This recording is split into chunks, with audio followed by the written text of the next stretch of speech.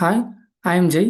இந்த லெக்சரில் டிரான்சிஸ்டர்னா என்ன, டிரான்சிஸ்டர் எப்படி ஒர்க் ஆகுது, அப்புறம் டிரான்சிஸ்டர் வச்சு எப்படி ஒரு ஆடியோ ஆம்ப்ளிஃபையர் டிசைன் பண்ணலான்னு பார்க்கலாம். ஸோ இந்த வீடியோ வந்து ரொம்ப ப்ராக்டிக்கலாக இருக்க போகுது. அதாவது இப்போ உங்கள்கிட்ட ஒரு டிரான்சிஸ்டர் வந்து கொடுத்தா அதை வச்சு நீங்களே ஓனாக ஒரு சர்க்யூட் வந்து டிசைன் பண்ணுற அளவுக்கு உங்களுக்கு நாலேஜ் வந்து கெயின் ஆகிருக்கும். ஸோ இந்த வீடியோவோட கண்டென்ட்லாம் என்னன்னு பார்த்தோம்னா, வோல்டேஜ்னா என்ன, கரண்ட்னா என்ன, ரெசிஸ்டன்ஸ்னா என்னன்னு பார்க்கலாம் ஃபஸ்ட்டு. அப்புறம் டிரான்சிஸ்டர்னா என்ன, டிஃப்ரெண்ட் டைப்ஸ் ஆஃப் டிரான்சிஸ்டர். அப்புறம் அந்த டிரான்சிஸ்டர் வச்சு எப்படி ஒரு சுவிட்சாகவும் ஆம்ப்ளிஃபையராகவும் நம்ம ஒரு சர்க்யூட் டிசைன் பண்ணலாம் பார்க்கலாம். ஃபைனலாக அந்த டிரான்சிஸ்டர் வச்சு ஒரு ஆடியோ ஆம்ப்ளிஃபையர் வந்து நம்ம டிசைன் பண்ணலாம். ஸோ இந்த வீடியோ பார்க்கறதுக்கு முன்னாடி ப்ரீ ரெக்வசிட்டாக உங்களுக்கு என்னெல்லாம் தெரிஞ்சுக்கணுன்னா, சம் பேசிக் மேத்தமேட்டிக்ஸ், அப்புறம் ஓம்ஸ்லா அண்ட் கிச்சாஃப்ஸ்லா தெரிஞ்சிருந்தால் இந்த வீடியோ வந்து ஈஸியாக உங்களால் ஃபாலோ பண்ண முடியும். ஸோ ஃபைனலாக இந்த ஆடியோ ஆம்ப்ளிஃபையர் சர்க்யூட் தான் நம்ம டிசைன் பண்ணியிருப்போம். ஸோ கம்ப்யூட்டர்லேருந்து ஒரு ஆக்ஸ் கேபிள் இன்புட்டை வச்சு நான் ஒரு எக்ஸ்டர்னல் ஸ்பீக்கரை வந்து நான் ஆப்ரேட் பண்ணுறேன். ஓகே. ஸோ வோல்டேஜ் அப்படின்றது நான் வந்து இப்போ ரொம்ப சிம்பிளாக எக்ஸ்பிளைன் பண்ணுறேன். இது வந்து எக்ஸாக்டான மீனிங் கிடையாது, but it's a very simpler definition. So வோல்டேஜுங்கிறது வந்து பேட்ரிங்கிற ஒரு டிவைஸோட கேரக்டர் மாதிரி, ஓகேவா?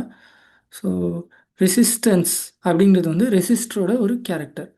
ஸோ கரண்ட்னா என்னென்னா இந்த பேட்ரியோட வோல்டேஜை பொறுத்தும் ரெசிஸ்டரோட ரெசிஸ்டன்ஸை பொறுத்தும் அந்த சர்க்யூட்டில் ஃப்ளோ ஆகிற இன்னொரு பேராமீட்டர். ஸோ இதுதான் voltage, resistance and current.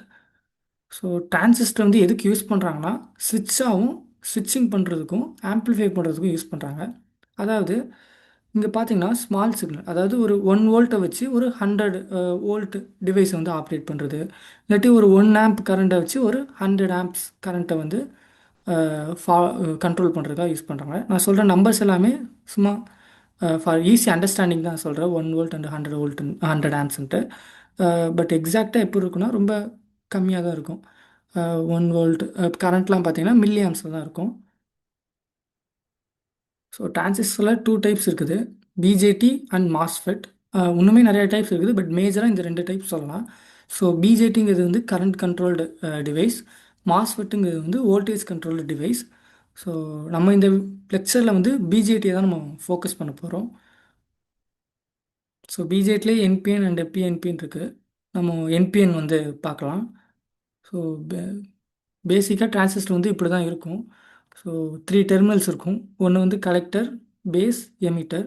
So இதோட ப்ராக்டிக்கல், அதாவது சர்க்யூட் டயக்ராம் வந்து இதுதான். சர்க்யூட்டில் நீங்கள் வரையும்போது இந்த டயக்ராம் தான் யூஸ் பண்ணணும் என்பிஎன் டிரான்சிஸ்டருக்கு. ஸோ ஓம்ஸில் ஒரு சின்ன ரீகேப் வந்து நம்ம பார்த்துடலாம். ஸோ என்கிட்ட 9 வோல்ட் இருக்குது, 10K ரெசிஸ்டர் இருக்குது. நம்ம இதில் போகிற கரண்ட் எப்படி கண்டுபிடிக்கணும்னா, V ஈக்குவல் டு ஐஆர். இது வந்து ஓம்ஸ்லாம். ஸோ ஐ வந்து ஒரு சைடு வச்சுட்டு வி இன்னொரு சைடு எடுத்துகிட்டு போனோம்னா வி டிவைடட் பை ஆர்னு சொல்லிட்டு வரும். ஸோ இந்த ஆர் வந்து இங்கே போகும்போது டிவிஷன் ஆயிரும். ஸோ இதை சால்வ் பண்ணும்போது எனக்கு 0.9 mA சொல்லி கிடைக்குது. அதே இந்த சர்க்யூட் பார்த்தீங்கன்னா 100 கிலோ ஓம் ரெசிஸ்டர் வச்சுருக்கிறேன்.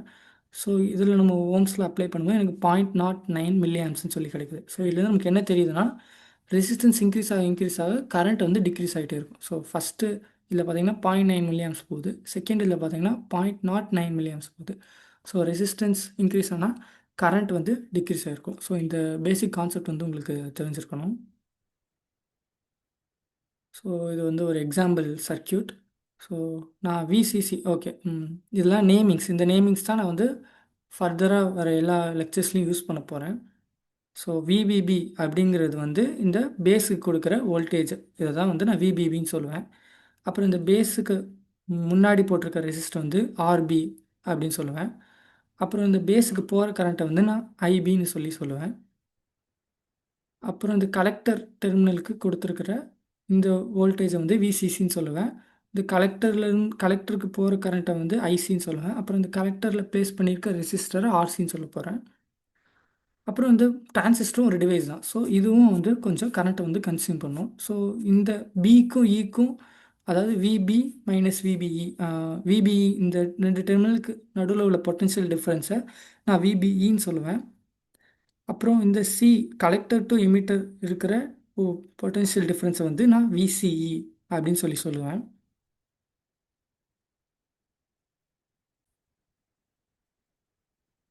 ஸோ நான் இதுதான் வந்து த்ரூ அவுட் த வீடியோ இந்த நேமிங்ஸ் தான் யூஸ் பண்ணுவேன்.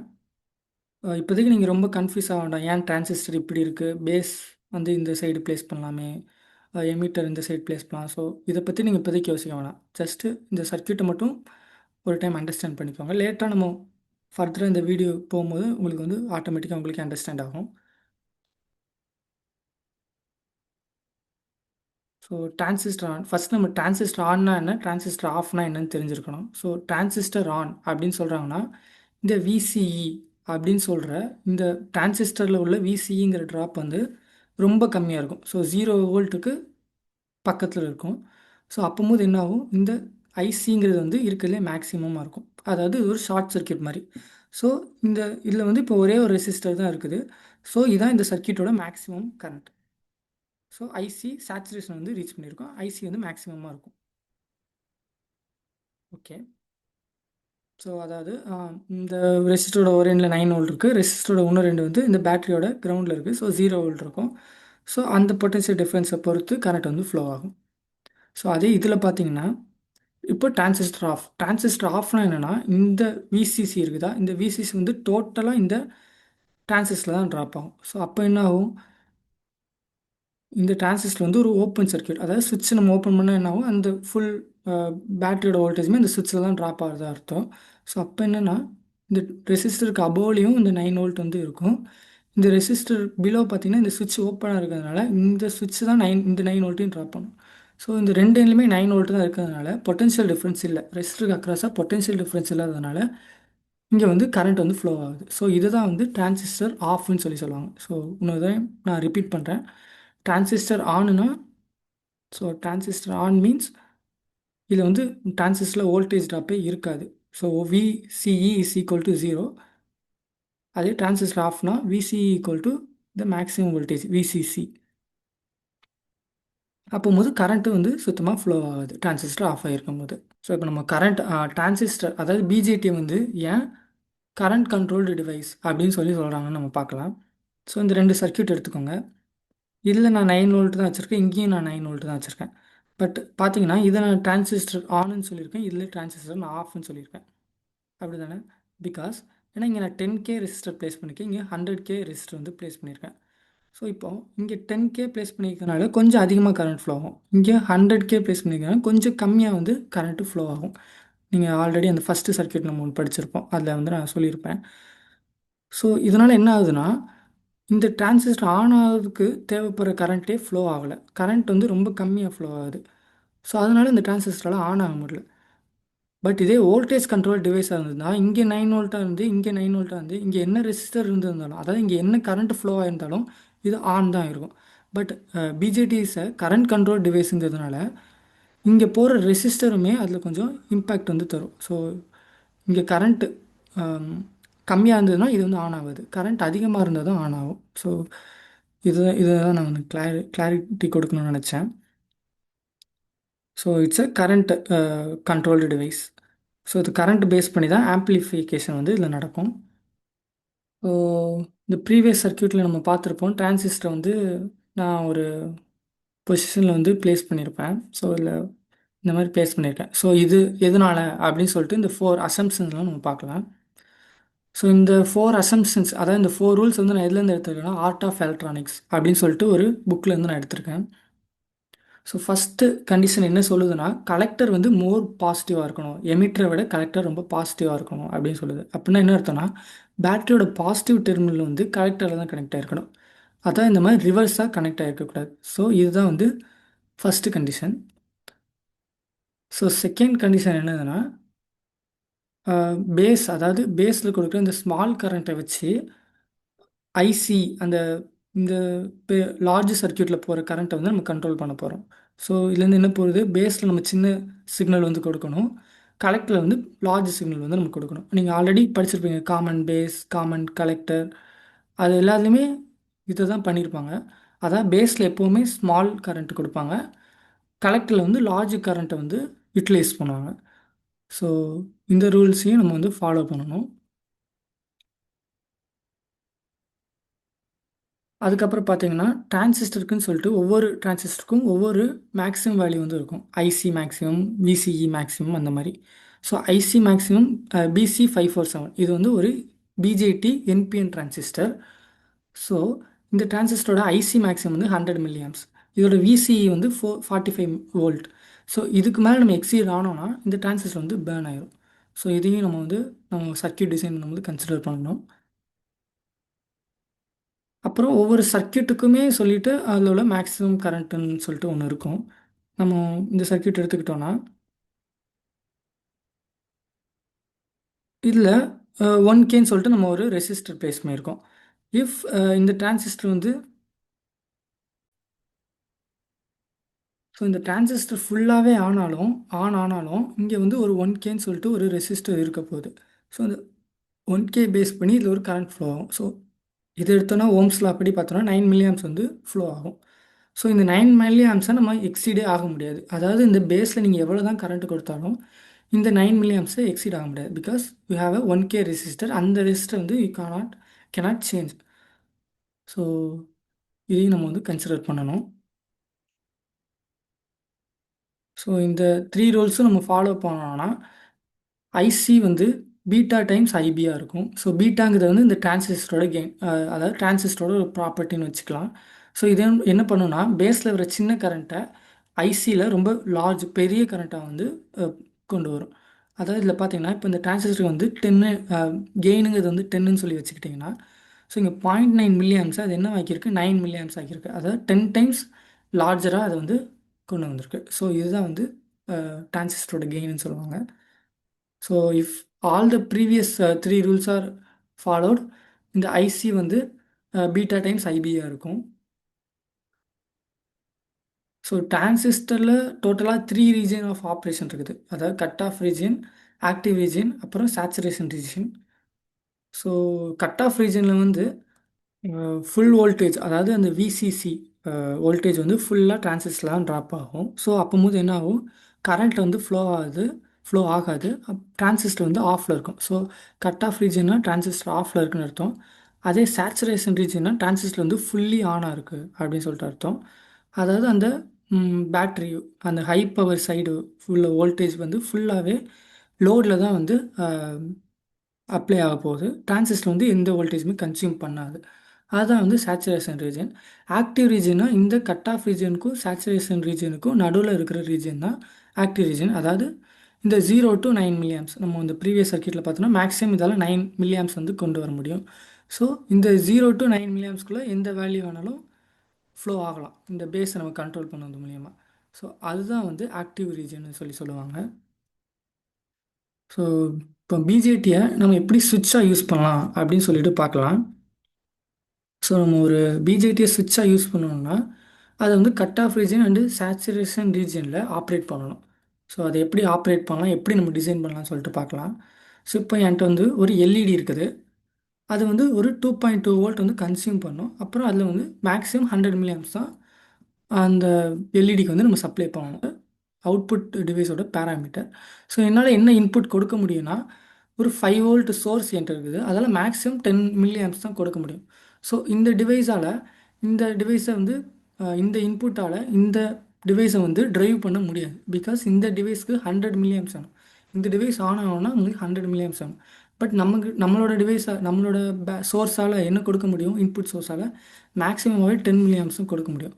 ஸோ இந்த மாதிரி கேஸில் தான் வந்து நமக்கு டிரான்சிஸ்டர்னு ஒரு டிவைஸ் வந்து நமக்கு தேவைப்படுது. ஸோ இது என்ன பண்ணும், சின்ன கரண்ட்டை வந்து பெரிய கரண்ட்டாக நம்ம கன்வெர்ட் பண்ணி தரும். ஸோ இதை எப்படி நம்ம யூஸ் பண்ணலான்னு பார்க்கலாம்.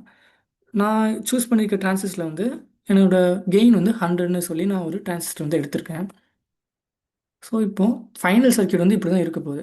ஸோ பேட்ரி இருக்கும், இங்கே வந்து நம்மளோட லோடு டிவைஸ் வந்து கனெக்ட் பண்ணியிருப்போம், அப்புறம் ஒரு ரெசிஸ்டர் இருக்கும். ஸோ இதான் வந்து மேக்ஸிமம் கரண்ட் வந்து கண்ட்ரோல் பண்ண போகுது. அப்புறம் ஒரு டிரான்சிஸ்டர் இருக்கும். இந்த சைடு இன்புட் சைடில் பார்த்தீங்கன்னா அதே மாதிரி ஒரு இன்னொரு ரெசிஸ்டர் இருக்கும். ஸோ தட் நம்ம இன்புட் கரண்ட்டை வந்து கண்ட்ரோல் பண்ணலாம். இதில் நமக்கு 2 பேராமீட்டர், 2 இதோட வேல்யூ வந்து நமக்கு தெரியல. அண்ட் ஆர்சி அண்ட் ஆர்பி, இந்த அப்புறம் ஐபியும் நமக்கு தெரியல. ஸோ இந்த 3 வேல்யூ வந்து நம்ம கண்டுபிடிக்கணும். இந்த 3 வேல்யூ நம்ம கண்டுபிடிச்சோம் நம்ம சர்க்யூட் வந்து டிசைன் பண்ணிடலாம். ஸோ அது எப்படின்னு பார்க்கலாம். நம்ம ஃபஸ்ட்டு ஆர்சி, அதாவது நம்ம அவுட்புட் சைடை மட்டும் பார்த்துக்கலாம். ஸோ ஆர்சிங்கிற ரெசிஸ்டர் வந்து எடுத்துக்கிட்டோம். ஸோ ஆர்சிங்கிற ரெசிஸ்டர் வந்து நம்ம கண்டுபிடிக்க போகிறோம். ஸோ நமக்கு என்ன தெரியும், என்னோடய சர்க்யூட்டில் வந்து 100 mA ஃப்ளோ ஆகணும்னு தெரியும். என்கிட்ட ஒரு சோர்ஸ் இருக்குது, ஒரு ஒரு பெரிய சோர்ஸ் ஒன்று இருக்குது, அதில் வந்து 9 வோல்ட் இருக்குது. இந்த இந்த எல்இடியை வந்து நான் ஒரு 5 வோல்ட் வச்சு தான் கண்ட்ரோல் பண்ணணும். But I have a 9 volt, அதை வந்து என்னால் டேரெக்டாக கண்ட்ரோல் பண்ண முடியாது. என்னால் 5 வோல்ட் தான் கண்ட்ரோல் பண்ண முடியும். ஸோ அந்த மாதிரி டயத்தில் தான் இந்த சர்க்யூட் வந்து யூஸ் ஆகும். ஸோ பார்த்தீங்கன்னா 100 மில்லியம்ஸ் எனக்கு தேவைன்னு தெரிஞ்சிச்சு. ஸோ ஓம்ஸில் அப்படி என்னது V equal to IR. So இதுலேருந்து ஆர் நான் கண்டுபிடிக்கணும்னா R is equal to V divided by I. So அதுதான் நான் வந்து கண்டுபிடிச்சிருக்கேன். 9 வோல்ட் என்னோடய சோர்ஸ் வந்து 9 வோல்ட்டு. அப்புறம் எல்இடி கொஞ்சம் கரண்ட் வந்து கன்சியூம் பண்ணுது 2.2 வோல்ட். ஸோ அதை ரெண்டையும் சப்ராக்ட் பண்ணி இந்த டிவைஸோட பொட்டன்ஷியல் டிஃப்ரென்ஸ், அதாவது இந்த டிஃப்ரென்ஸ் தான் இந்த ரெசிஸ்டருக்கு வந்து அப்ளை ஆகும். ஸோ இதெல்லாம் நான் சால்வ் பண்ணும்போது எனக்கு 68 ஓம்ஸ்னு சொல்லி கிடைக்குது. ஸோ ஆர்சி வந்து 68 ohms.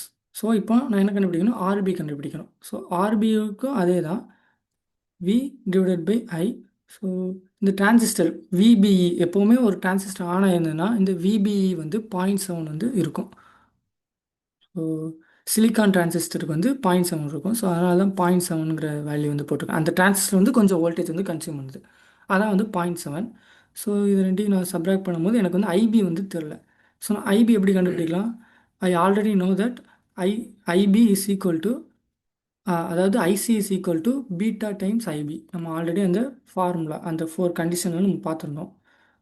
So IC is equal to beta times IB. So நான் இதை வச்சு ஐபி கண்டுபிடிக்கலாம். ஓகேவா. ஸோ பீட்டாவை அந்த சைட் போன டிவைட் ஆயிரும். ஸோ 100 மில்லியம்ஸ் எனக்கு தேவை. ஸோ மேக்ஸிமம் கரண்ட் வந்து 100 milliamps divided by that 100 beta போட்டால் எனக்கு 1 மில்லியம் கிடைக்குது. ஸோ எனக்கு பேஸில் என்ன கரண்ட் 1 மில்லியம் வந்தால் தான் எனக்கு கலெக்டரில் 100 மில்லியம் வந்து ஃப்ளோ ஆகும் அப்படின்னு சொல்லிட்டு எனக்கு கிடச்சிருக்குது. ஸோ இப்போ இந்த 1 மில்லியம் ஃப்ளோ ஆகணும்னா என்ன என்ன வேல்யூ ஆஃப் ரெசிஸ்டர் நான் ப்ளேஸ் பண்ணணும் அப்படிங்கிறத நம்ம கண்டுபிடிக்க போகிறோம். So I have already solved this 4.3 volt divided by இந்த 1 மில்லியம் நான் இங்கே சப்ஸ்டியூட் பண்ணேன், எனக்கு 4.3 கிலோ ஓம்ஸ் வந்து கிடைக்குது. ஸோ ஃபைனலாக இந்த சர்க்யூட்டில் வந்து ஆர்பி வந்து 4.3 கிலோ ஓம்ஸாக இருக்க போகுது. ஸோ நம்ம ஃபைனலாக ஒரு சர்க்யூட் வந்து டிசைன் பண்ணிட்டோம். எனக்கு தேவையான கரண்ட் ஃப்ளோ ஆகிறதுக்கு இங்கே நான் 68 ஓம்ஸ் போட்டுட்டேன். ஸோ இங்கே இந்த 100 மில்லியம்ஸ் ஃப்ளோ ஆகணும்னா பேஸில் நான் ஒரு கரண்ட் கொடுக்கணும். அதையும் நான் கண்டுபிடிச்சி அதில் உள்ள ரெசிஸ்டன்ஸ் வேல்யூவும் நான் கண்டுபிடிச்சிட்டேன். ஸோ இது எப்படி நம்ம இப்போ ஸ்விட்சாக யூஸ் பண்ணலாம் அப்படின்னு சொல்லிட்டு பார்க்கலாம். ஸோ நான் இப்போ எப்போவுமே இந்த சிக்னல் வந்து ஒரு மைக்ரோ கண்ட்ரோலர் அந்த மாதிரி ஏதோ ஒரு டிவைஸ்லேருந்து தான் வரும். ஸோ மைக்ரோ கண்ட்ரோலரால் நிறைய கரண்ட் வந்து ப்ரொடியூஸ் பண்ண முடியாது. ஸோ அதனால தான் நம்ம வந்து இந்த டிரான்சிஸ்டர் யூஸ் பண்ணுறோம். ஸோ இப்போ மைக்ரோ கண்ட்ரோலர் டிஜிட்டல் லோ, அதாவது லாஜிக் லோ வந்து கொடுத்ததுன்னா இந்த பேஸ்க்கு கரண்ட் வந்து போகாது, 0 மில்லியம்ஸாக இருக்கும். ஸோ அந்த டயத்தில் இங்கே வந்து கரண்ட் எதுவுமே ஃப்ளோ ஆகாது, அதாவது இது வந்து ஒரு ஓப்பன் சர்க்யூட்டாக ஆக்ட் ஆகும். ஸோ இதான் வந்து கட் ஆஃப் ரீஜியன். ஸோ இதே சேச்சுரேஷன் ரீஜியனில் வந்து இங்கே 5 வோல்ட், அதாவது இந்த மைக்ரோ கண்ட்ரோலரோ ஏதோ ஒரு இன்புட் டிவைஸ் வந்து 5 வோல்ட்டுன்னு சொல்லிட்டு ஒரு இன்புட் தரும். ஸோ அப்போது எனக்கு தேவையான கரண்ட் வந்து ஃப்ளோ ஆகும். ஸோ எனக்கு எப்போ இங்கே லாஜிக் ஹை வருதோ அப்போது எனக்கு வந்து இந்த 1 மில்லியம்ஸ் வந்து ஃப்ளோ ஆகும். ஸோ 1 மில்லியம்ஸ் ஃப்ளோ ஆச்சுன்னா எனக்கு 5 வோல்ட் வந்து ப்ரொடியூஸ் ஆகும்போது எனக்கு வந்து ஷார்ட் சர்க்யூட் ஆகிட்டு எனக்கு வந்து மேக்ஸிமம் கரண்ட்டான இந்த 100 மில்லியம்ஸ் வந்து ஃப்ளோ ஆக போகுது. ஸோ இப்போ எனக்கு என்ன வருது, நான் இங்கே 0 வோல்ட் கொடுக்கும்போது இது ஆஃப் ஆகுது, எனக்கு நான் 5 வோல்ட் கொடுக்கும்போது இது ஆன் ஆகுது. இங்கே கேட்கலாம், ஏன் இந்த சோர்ஸை வந்து டேரெக்டாகவே இதில் கனெக்ட் பண்ணி இதை ரன் பண்ணலாமே. பட் என்னோடய சோர்ஸால் ஃபஸ்ட்டே நான் வந்து சொல்லியிருந்தேன், ஸோ என்னோடய சோர்ஸால் மேக்ஸிமம் 10 மில்லியம்ஸ் தான் கொடுக்க முடியும். என்னால் வந்து இந்த லார்ஜ் டிவைஸ் வந்து ட்ரைவ் பண்ண முடியாது. ஸோ அதுக்காக தான் வந்து நான் டிரான்சிஸ்டர் வந்து யூஸ் பண்ணியிருக்கேன். ஸோ இதான் வந்து டிரான்சிஸ்டர் அஸ் அ ஸ்விட்ச்.